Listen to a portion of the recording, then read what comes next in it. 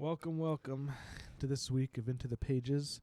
We are continuing our adventure of the shadow of what was lost, and I'll tell you what was lost is my interest. But today we're covering 10 chapters-ish. Starting at chapter 32. 32 onward.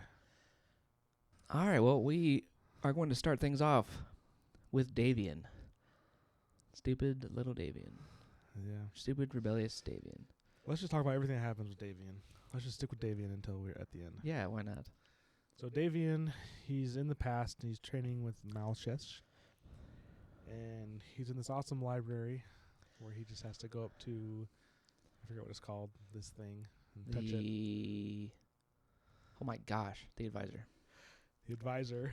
He has to think of a topic or a subject that he wants to learn about, and then it'll magically show him which books are best suited to do that. So he's just learning about all the theory of augurs, all the powers that he could potentially have access to, and then once he learns the theory, Mouse just kind of practically trains him. And so he learns. He first spends 4 whole days, like Mal Sash leaves in the previous chapter with Davian.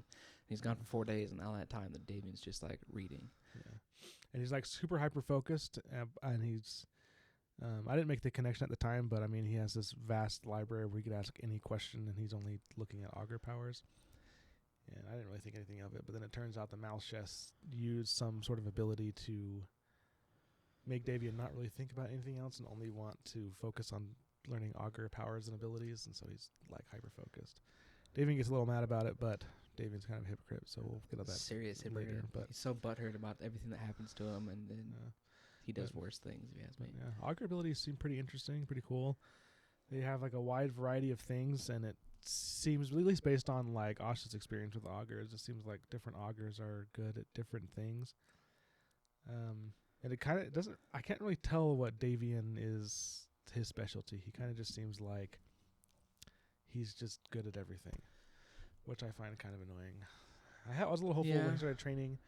And he is picking things up quick, and he does have a way to go. But I think any book I have where a character finds out that there's something, and then within a super short amount of time, I'm talking about less than a year, they're all of a sudden like practically a master. They still have a long ways to go, and there's different ways to do it. But I mean, yeah, especially like I think what really bugs me about it is, if I'm remembering the timeline right, like Mouse Sash said, if things were normal, like every single topic that Davian is learning, you would like spend a year on that one topic and then move on.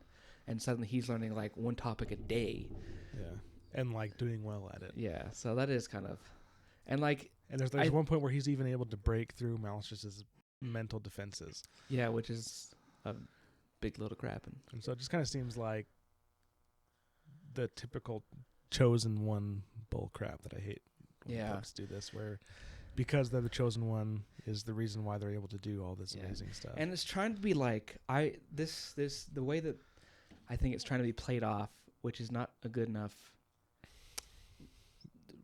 explanation for me, is that like, oh, Davian's lived at the Toll for his entire life, and he is more knowledgeable than like any of the students. Like, okay, no. It's not good enough. Yeah, seriously. Like, I mean, like, if you were to think about if someone from the time they were like 6 years old read books and articles about baseball and never played the sport in their life, they never set foot on the field, they'd never even seen a live game, they never held a bat, a ball, a glove, or whatever, and then suddenly they knew the theory of it. They knew exactly. You would not be able to put them with the professionals, and they would get slaughtered. They wouldn't know how to play the whole thing. And even if they studied their whole entire life. Yeah, well, that's a good comparison. I still think I've been comparing this a lot to Wheel of Time, but because he stole from it. I think Rand is a good example of how to passively do you're the chosen one, and so that's why you're able to do all these amazing things. And the way that it was passed off by Robert Jordan, in my opinion, and I know that there's probably going to be people that disagree with this, but the way it's passed off there is like, yeah, there's a little bit of training, like Lan is like the best swordsman in the whole world that kind of teaches Rand how to fight, and so it's like, okay, yeah, so he learns. and he's able to beat other sword masters like the Shan Chan come, and he's able to kind of beat that guy, but it's more luck. And then with his abilities of channeling, he has a Forsaken that comes and teaches him. But like underneath all of this is he's possessed almost in a way of the dragon. It's like the dragon is like in part of him, like he can hear him talking, and there's once where he takes control a little bit of what's going on. And so basically my thoughts is it took Rand, let's see, how many books are in the Wheel of Time? I don't know, was it like 14 or something? Yeah, so let's say like 13 books to get to the point where he was able to actually face the BBEG or whatever that thing is, the big bad evil guy. Oh. I was right, 14 books. Basic underlying thing is I don't really like the Chosen One, I'll call it a trope, where they're able to be so successful because they are the Chosen One, and there's not really any other reason. Yeah. That makes me think of one story that I think also kind of works because of how they did it, but actually, and honestly, it made me hate the show. It's an anime you might have heard called Naruto. Oh, I've heard of it. I watched it though. I watched a good amount of it, and I lost interest because like there's the main kid in it. His name's Naruto. And he wants to be the best of the best of the best. He wants to kick everyone's butt. He's one of those like hard-headed kids who believes he's so strong and so skilled, but he constantly gets his butt handed to him. He constantly gets defeated, and like even the weakest people are just like, psh, and he's just, ugh. But the thing about Naruto is he's like possessed by like a demon, like a nine-tailed fox demon, something or other. It's been a while since I watched. I don't know the details. And the only time Naruto is able to stand toe-to-toe with strong people is when the demon takes over and kicks everyone else's butt. Otherwise, Naruto gets flattened every time. And, like, I want this to happen to Davian because it's more believable, but I also hate the Naruto story because it's like, he can't fight. He's even studied his entire life. He doesn't fall under my baseball analogy where, like, he studied and practiced but he still can't defeat anyone unless he is channeling this nine-tailed fox demon's power, and then he can suddenly whoop everyone's butt. It's like, okay, this is just stupid and boring. Sorry to all you Naruto fans out there, but I'm not a fan. Yes. I'm just not a fan of that. I'm a firm believer that if you want your characters to have special abilities, you need to set up reasonable ways for them to obtain said abilities. Like, take Matt, for example, in Wheel of Time. Like, he went to that thing and he asked for his memory to be restored. And then he also remembered all his past lives and could do, like, all things. But he also forgot a bunch of stuff. And it's like, there needs to be, like, two sides of the thing. You can't just hand your characters stuff without me being like, okay, yeah, that's stupid. It just feels like a cop-out almost. Yeah. Do you remember... Here's a little history for us, about us, but remember how we used to like create our own monsters and stuff, and we'd make our own little things? Yeah.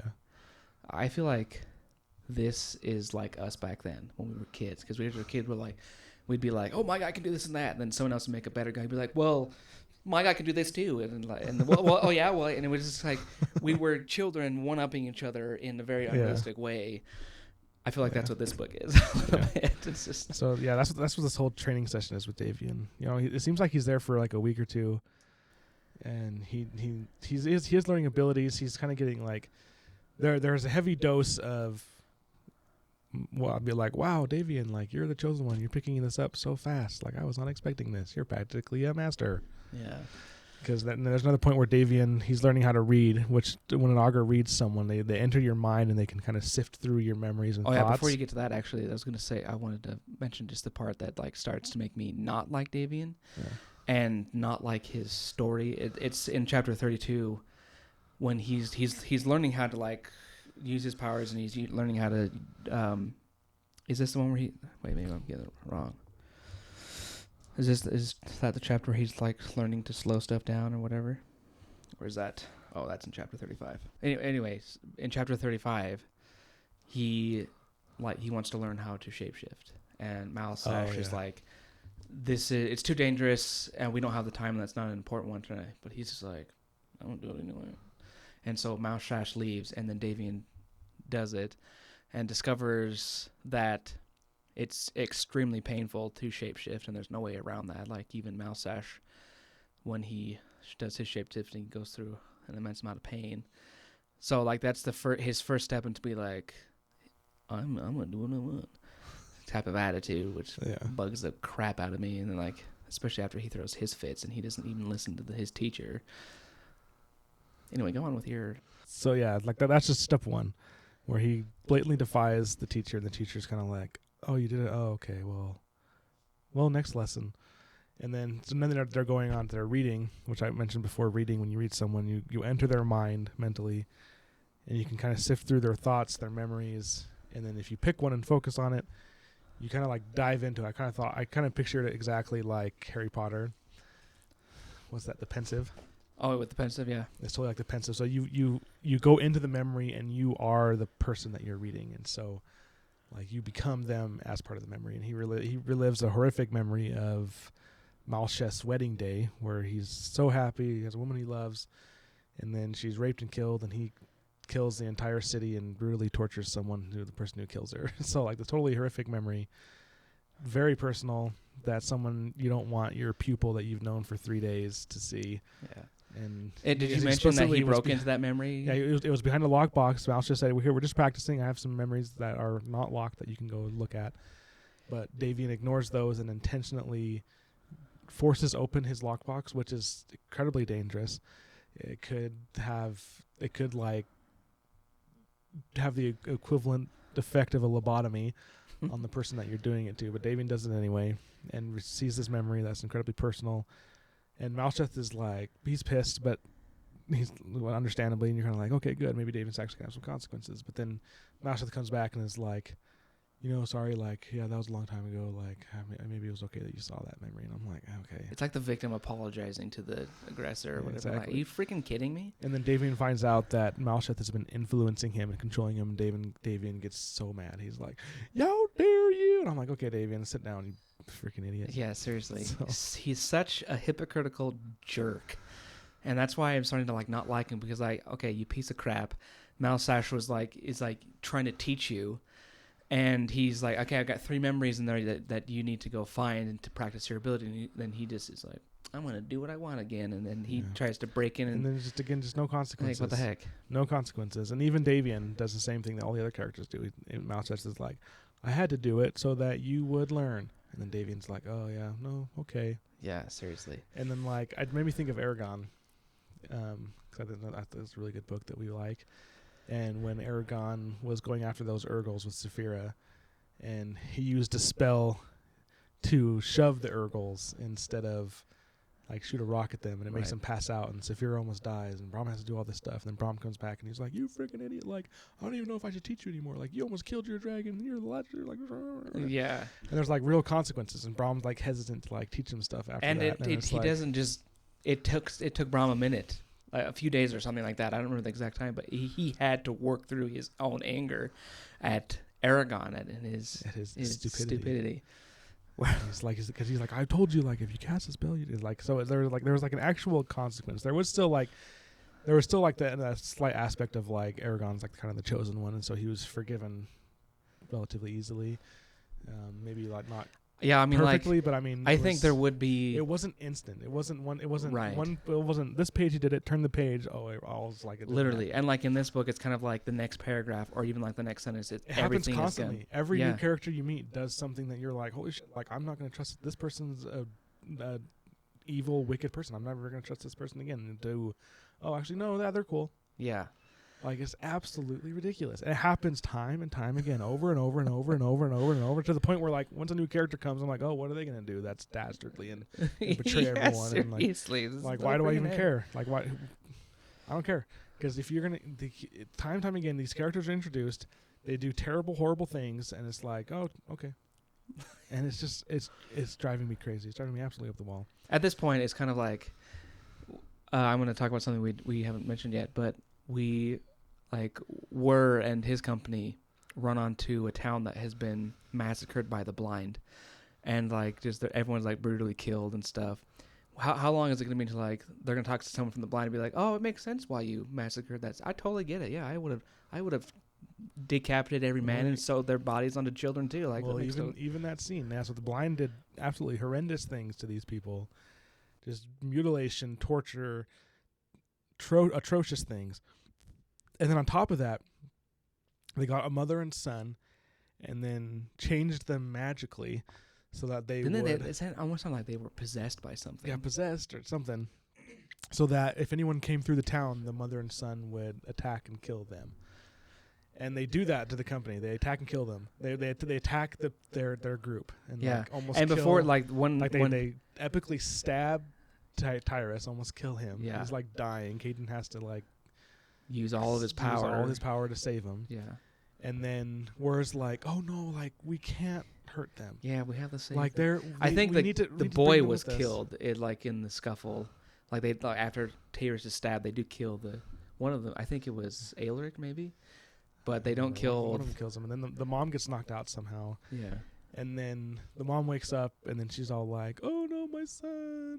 And then Tyrus is like, "Dude, she's playing you. This is like a siren. Like she's just gonna." And War's like, "No, we have to save them." And he goes over, and then she tries to kill him. And like literally, the second he turns around to look at his companions, she attacks. She grabs her son's knife and goes for him. Yes, and then luckily Dyrus is apparently Legolas speed with her bow. Yeah, seriously, she's not even like ready and just draws and slams an arrow in her face, right in her eyeball. And even then, War's like, "We shouldn't have killed them." I'm like, "Oh my gosh, these characters are so stupid." Yeah, there is some point. Like, do you see what they did? Like, Tyrus is even like, "Do you see these fresh corpses? Yeah, these exactly. These people, they just literally, they almost killed me. They tried to kill you twice. They've already killed other travelers who have come upon this. Like, and he's still like, "No, we gotta save them." Like, it's absurd. It's like you did save them. You released them. You killed them. They're saved. I'd be like, "Where you need to go home because you're gonna get it all killed." I'm just so sick I don't of know this how book. if he is the prince indeed of this kingdom, I don't know how the heck he would survive. Well, there's one more thing I think we should mention about Davian that was interesting. Apparently Davian is not technically alive. Oh yeah, apparently he died. It's apparently everyone in essence is apparently what makes people. It's like almost, I don't know if it's interchangeably, but it's like tied to your soul. Yeah, it's like And it's like, but apparently something. Davian doesn't have that. Yeah. And at some point in his life he died, and then has been using Khan to absorb essence from people and living like things around him. subconsciously, and that's like one of the reasons why he struggled in the school because he doesn't have essence to draw on. He has to use Khan to get essence from somewhere else. Yeah, I think that's a common augur thing too. Like, because he's an augur, that's like a big reason. But I mean, like even other augurs have essence in them, even though they might still have to use Khan to manipulate essence. But yeah, that's part of that. so he is apparently not he is not alive. Which is the little reason James tries to convince us. That's why he's so natural and so gifted at it. Yeah. It's because he's actually been using it his whole life subconsciously. That's just. And I'm like, okay, what about Nynaeve? What about Nynaeve? Nynaeve in freaking Wheel of Time. She's one of the most powerful channelers of the modern time, and she's been using it naturally her whole life, but she has a mental block. And she can't use it because she can only use it in certain situations because that's how she was trained her whole life to do it. She has this huge mental block. Why doesn't David have a mental block? Yeah, there is So- like no consequences for these characters. So And I mean, like, that doesn't make sense to me. Because, okay, remind me, how did Nynaeve use her abilities? Did she?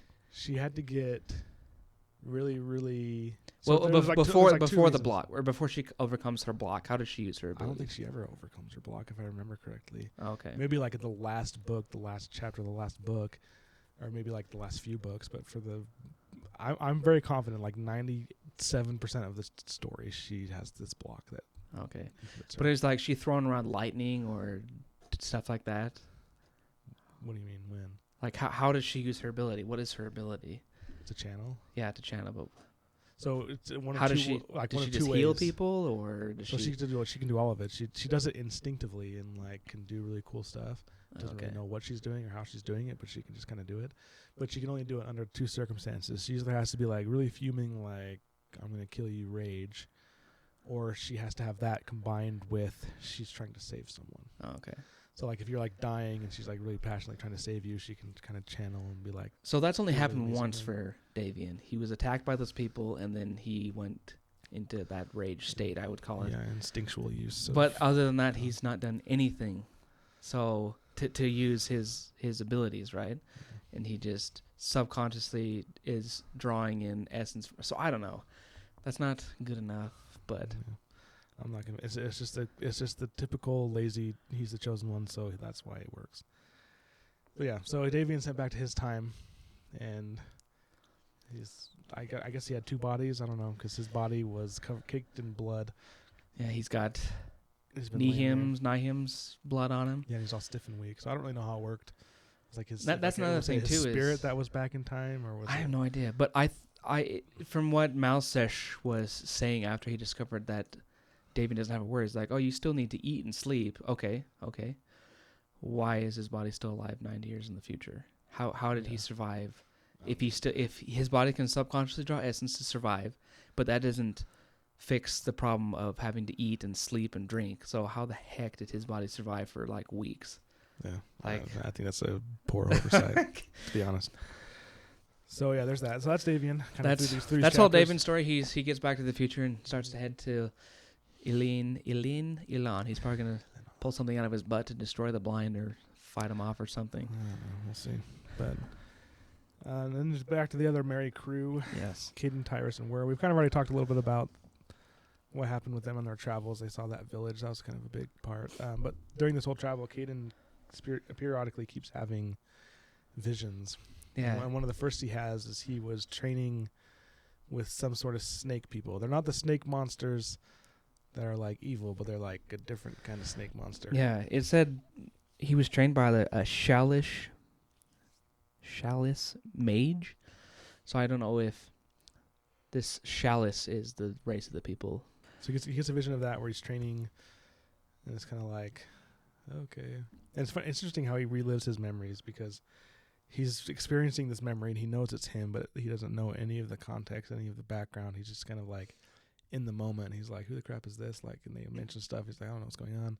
Right. That's kind of how all of his visions are. And then they have another run-in with a Shoteth,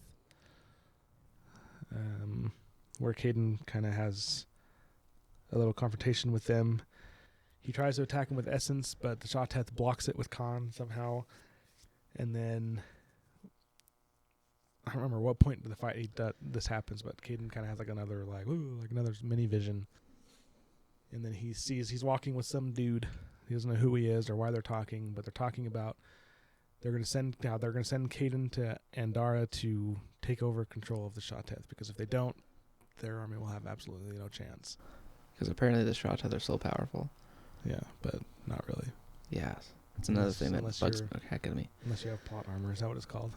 What armor? Plot armor. I've heard that phrase. I think it means we're like...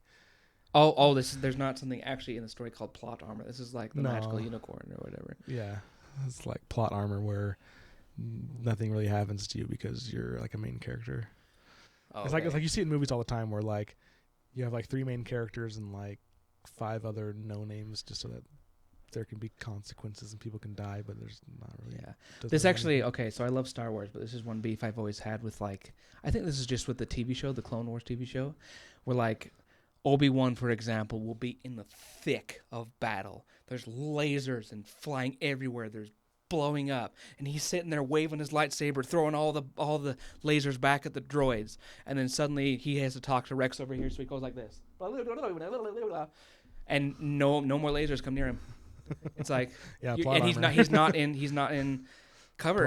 Plot he's still in the middle of the freaking battlefield, just not even paying attention. Yeah. And then at the second he stops talking and focuses on the battle again, then he has to start waving his lightsaber again. Like, I love Star Wars so much, but that's so I'm just like, how the F? And it's with like all the cartoons too. I think if you watch like the Rebels, even it's like the same dang thing where like as soon as the character fighting has to say something, the battle continues, but they just, oh, look at that rock. Like, I don't, it bugs the crap out of me, but I can see that. Yeah, me too. Plot armor.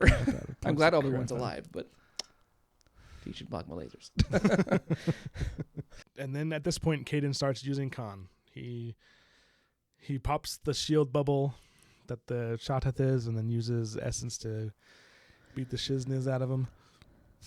The Shoteth says some cryptic things. It's like, "You should know I killed him," And then Caden's like, who? And he's like, Shattet's like, oh, well, I wanted to tell you. But we had no idea who it's talking about. And then Caden kills him. So, and then we arrive in Illinois. Yes. All right, we haven't talked about Asha yet. We'll get Yeah. to her, but things are going on with her during this time. We're just going to kind of do each individual story at a time. Yeah, why not? So they make it to Illinois. The team splits up because they don't want Wur to be associated with Tyrus and Caden. Yeah, just in case.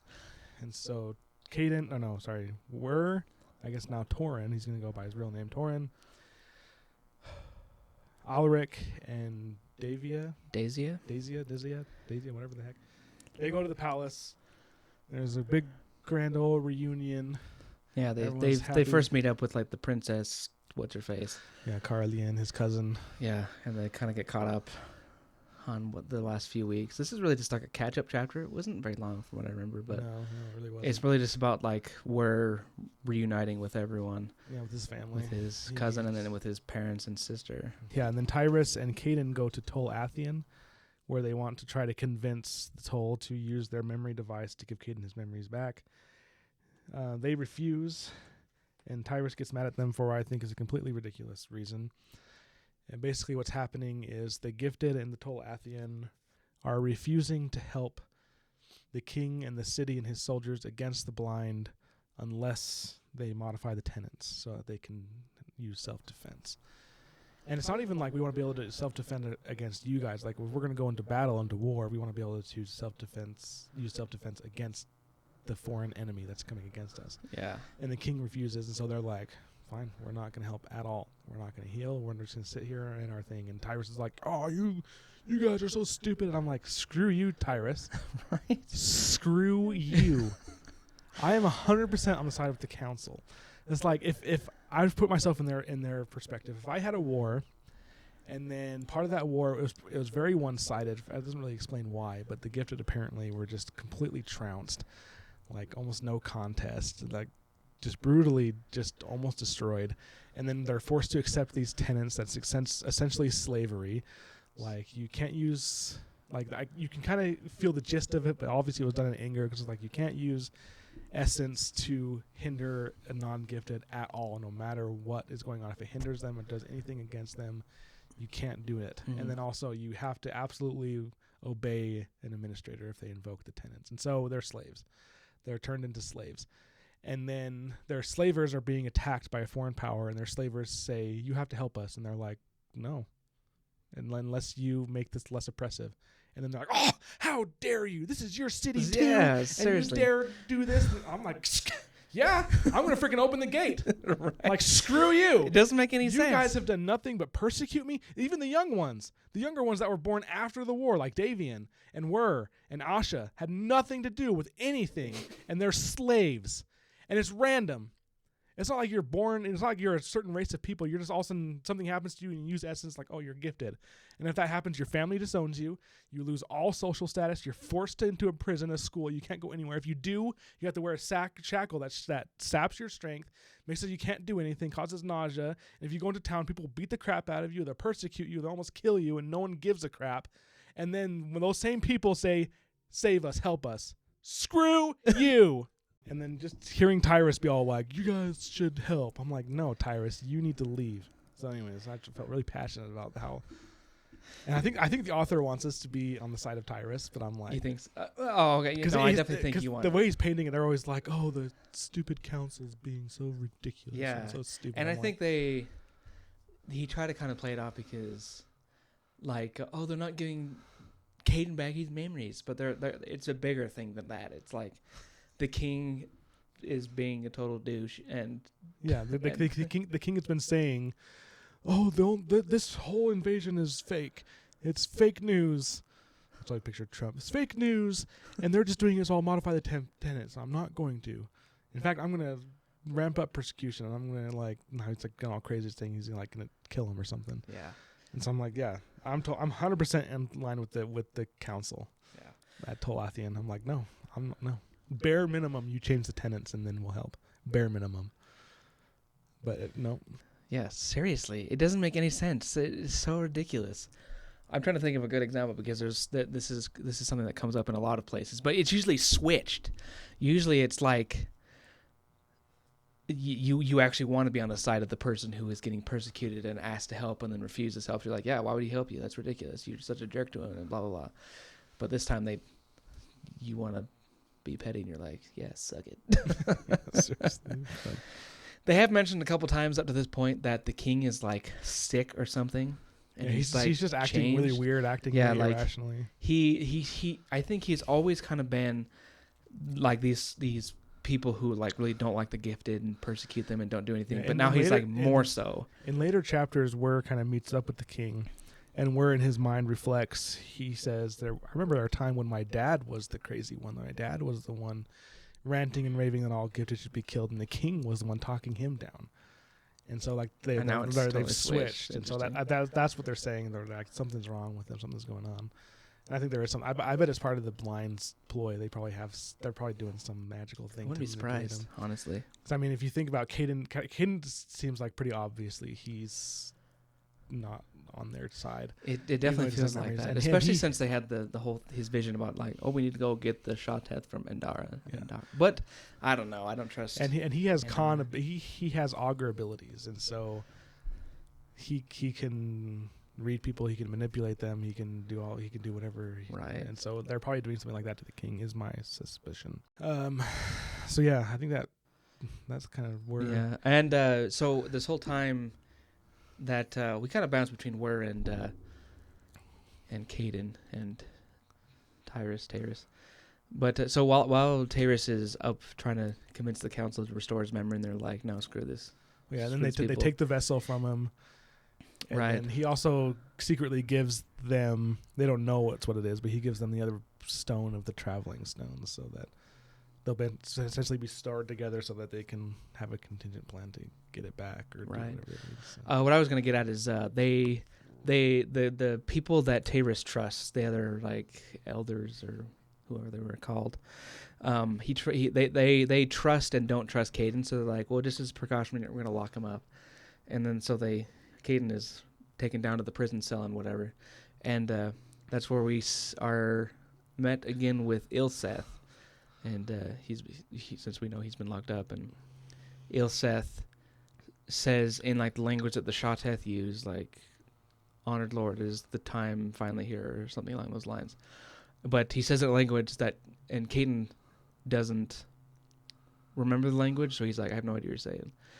But then Ilseth kind of like retreats and doesn't say anything, even though Caden kind of like pries him and just tries to get. Anyway, that's another point that if Ilseth is allied with Caden / Talcamar, I'm kind of just like, I don't think Talcamar is almost be rooting for. Doesn't seem like it. At the very least, they're not. At the very least, he's not on the same side as David and them. But yeah, Asha. What's going on with Asha? Yes, she has some interesting stuff going on. Her story in these chapters start with she is in that room with Aaron. That what do you call it? The vessel room. Yeah, the vessels. And like they're trying to. She's helping him. Helping is a nice word to put it because she's not even like doing anything. Cause she's kind of just hanging out. Yeah, but she's helping him just try to find like a vessel that they can use to help fight against the blind. And then while they're in there, another administrator comes in and is like, "What are you doing here?" But Asha is like really not supposed to be in there. Like bad things would happen if she was caught in there by like an administrator. So she is actually able to veil herself.